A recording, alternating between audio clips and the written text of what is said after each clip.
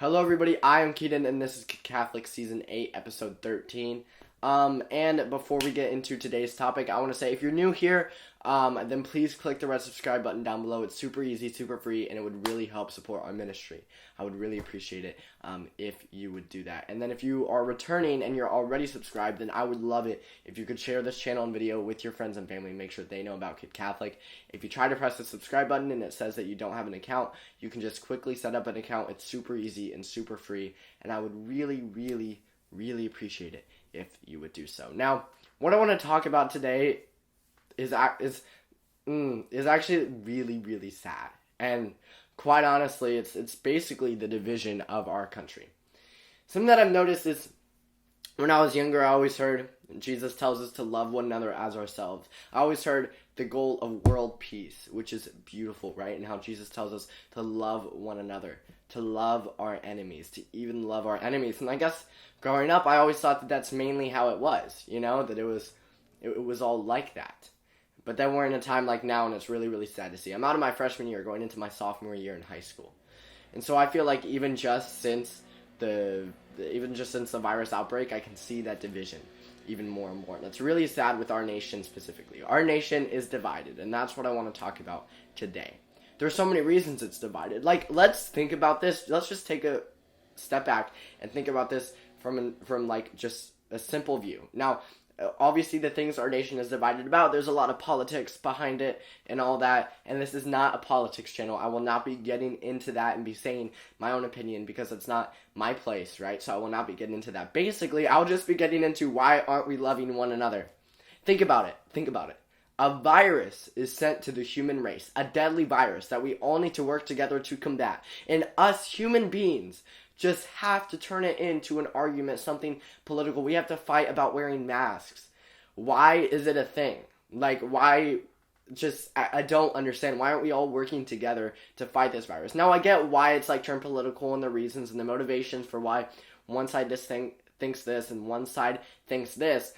And I get that. But when you just take a step back and think about it from just a simple perspective, it's really sad to see that there's a virus and we're split up about it, and we turn it into something political, when we really all should be working together. An innocent man, George Floyd, was recently killed. It's been everywhere, and I'm sure you've heard about it, right? And it was a huge tragedy, very sad, and we need justice for him and his family. And yet, we riot about it, right? We cause violence as a result of that. We split up about it. We argue about it. We turn it into something political. Shouldn't we just be fighting for that innocent man? Instead of rioting, instead of turning it into a political stance? Now, again, I get the motives behind all of that, but again, look at it from a simple perspective. It's really sad to see. How come when an innocent man is killed, we make new enemies? We fight about it. We argue about it, right? Jesus tells us to love our enemy. If someone disagrees with another person politically, or even just disagrees with them in any form or manner, we need to love them, right? But I'd say politically is a big thing right now, especially like for my age. Everyone's posting everything on their story, and other people are posting different things, and they're arguing and debating with each other as teenagers that I have seen. And it's like, guys, you can have your own opinion. That's perfectly acceptable. But why do we need to take it out on others? Why do we need to take our opinion out on others? Why do we need to unfriend people? Why do we need to stop talking to people just because we disagree with them? Why don't we love one another? Now, I know that it's just not as simple that we can all wake up tomorrow and be like, oh, yep, I love everybody equally to myself, every single person who has ever existed. Absolutely, because, again, our nation is very divided. So it's not like we're just going to get there overnight. But we need to work towards that. We need to stop this violence. Violence is never the answer. Violence never accomplished anything, right? So why do we encourage it? Why do we keep it going? How come when a virus is sent to us, we turn it into something violent? We protest. We turn it into something that we fight about. And yeah, again, I understand all the like reasons and motivations behind turning it into something political. I get that.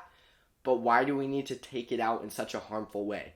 Honestly, what's really sad is that we can't have a discussion anymore. As a human race, and we all love one another, imagine if we all loved one another equally to ourselves and we actually did it, and we disagreed about something, instead of argue about it, yell about it, unfriend someone because of it, we would talk about it, have a discussion. And that's what's really sad, is that we can't have a discussion anymore. It's okay to disagree, and again, I'm not going to get into the politics of everything that's going on, because this is not a political channel. You can believe what you want to believe. But all I'm asking is, if you are so passionate about believing something and someone disagrees with you, do not take it out on them. Do not freak out on them. They have their opinion, you have yours. And honestly, like, arguing about it, it's not going to do anything. It's just, there's no point in it. We all need to work together. There are very tragic and sad things happening in our nation. And instead of arguing about it and being divided about it, we need to work together. We need to love one another instead of rioting on the streets. And it's really, really sad to see. Now, again, it's not like world peace is just something that is... In fact, some like philosophers and actually really genius people, and I wouldn't name people, but I can't name them off the top of my head, have said that world peace is impossible. That it is impossible to achieve world peace. And as long as people are on Earth, that will never happen. Saying that it's impossible to achieve world peace is saying that it's impossible for everybody to love one another as themselves, which is equal to saying it is impossible for everybody to be a saint. And I don't believe that. I believe that it's difficult, but I would never say impossible. And you know what? Maybe it is difficult. Maybe it is far off. But we need to work to attain that, because we are all called to be saints. Even those who we may see who disagree with us, who we may think, no, their view is completely wrong. I disagree with what they're saying completely. I want to wear a mask, they don't. Whatever it might be, right? We need to love them, and we need to work on getting them to heaven as well, because we are all called to be a saint. And it all starts with loving one another as ourself. Loving one another. Even someone who we disagree with to the fullest capacity, right? Loving them. Even someone who does something terribly wrong, loving them. Equal to ourselves. And yes, that's hard. But I believe that it is attainable. Because I believe that anything is attainable through God. I know that. So as long as we all turn to God in times like this, instead of turning against each other, we need to turn the other cheek, right? Not fight back. And there's a very big difference. How come when we're so divided like this, we're using violence to get our statements across? How come when we're sent a deadly virus, we don't turn to God? How come we turn against each other instead? I mean, honestly, it's very, very sad to see. And I just pray that we can all work to achieve that. And for those of you who are watching right now, whether you are Catholic or whether you aren't Catholic, whatever you may be, I ask that you pray as well. For George and his family, for those who have been affected by the COVID-19 outbreak, and for those who may not realize the reality of what they're doing, who may be using violence as their answer, who may continue to divide, that we all pray for each other and that we love one another. Like, it's so sad. Why isn't it happening? It should be so simple. We should all just, even if we disagree with someone, we should all stand hand in hand, be together in a time like this. There's a virus killing people at an enormously fast rate. Why do we have to argue about that? Why can't we just work together to put an end to it? There was a man innocently killed. Why do we have to argue about that? Why can't we just work together to combat that? And that's what we need to do. And we can only do that by turning to God, by loving God above all else. Because if we love God above all else, then loving one another as ourselves seems way more attainable.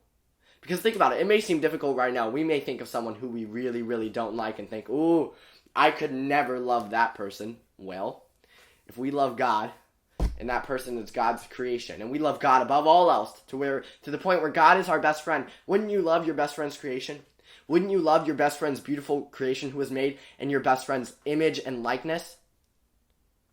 Like we are all made in the image and likeness of God. So if we attain that friendship with God, then loving one another, while it may still be difficult, seems way more attainable. And we all need to work to get to that point. Because I think the people who say world peace is impossible, I don't think they fully thought it through. If we all have a change in heart ourselves and turn to God, then world peace could be right there, right? And we all need to work to attain it, one person at a time. Even if we just went and we helped out one person at a time, that's still one person whose life was changed, who can be a saint, right? If we need help with our life, with someone else, if we may be struggling and we want to get to heaven, it's okay to call out for help. But we should not divide our nation because of tragedies that strike us. We should come together in unity. We should collectively come together. and combat these tragedies that are affecting us. Whether it's the virus, whether it's the tragic death of Mr. Floyd, whatever it may be, we need to come together to combat this instead of dividing further and further apart. So now that the topic is done, do y'all know what it's time for now? It's time for the Saint of the Week. And today's Saint of the Week is Saint Jose Maria Escriva. This saint was viewer suggested, so if you have any saint or topic suggestions, please put them in the comments below. Now, Saint Saint Jose Maria Escriva is one who's not very well known in America, but really is in Europe and should be all around the world. He is a 20th century saint, and growing up in a Catholic family, he experienced a lot of hardships. His 3 younger sisters died, leaving him alone to be the only child, and so he moved just at the age of 15. Now, dreaming of being an architect, he had many encounters with God in which he knew that he had to dedicate his life to God. He wanted to so badly, right? So he entered the priesthood and later became a priest. However, he was in Spain in the 20th century, and that was when the Spanish War broke out in around the 1930s. And so during that time, he would hide, even hiding in an insane asylum, pretending to be mentally ill. However, before that, he had an encounter with God in which he started an organization called Opus Dei. Now, Opus Dei is an organization dedicated to evangelizing and spreading the word of Christ around the world. Now, after starting this organization, anytime he was asked about the encounter of what got him to start it, he would simply say, "I saw Opus Dei." Which is really, really cool. Now, growth was slow. In just 8 years, there were less than 20 members a part of Opus Dei. However, with the Spanish Civil War and all the hardships he went through, and then World War II broke out, and while Spain remained neutral, there was still hardships throughout the country. He continued Opus Dei, and he worked super hard to continue it. He felt like he couldn't just sit back and watch the war. He had to go out and do something about it, and so St. Jose Maria did just that. He continued Opus Dei, and then it gained massive growth. And by the mid-1970s, it was one of the largest Christian organizations in over 30 countries on 6 continents. He even got Vatican approval to start international expansion, which is really, really cool as being a part of Opus Dei. And he would go and speak personally to large crowds of members, which he really, really loved doing. And he would speak personally to them, teach them Christian doctrine so that they could go out and preach to their home country, which is really, really cool. In 1975, he died all of a sudden of a heart attack, and in 2002, Saint Pope John Paul II declared him a saint, and he called him the Ordinary Saint, which is really, really cool. Saint Jose Maria, pray for us. He has such an incredible story, and the reason I chose him for today's topic, as well as it was viewer suggested, is also because when talking about how we can't be divided, is something that he made sure to do, was that Opus Dei would be for anybody of any race, any ethnicity, any gender, on any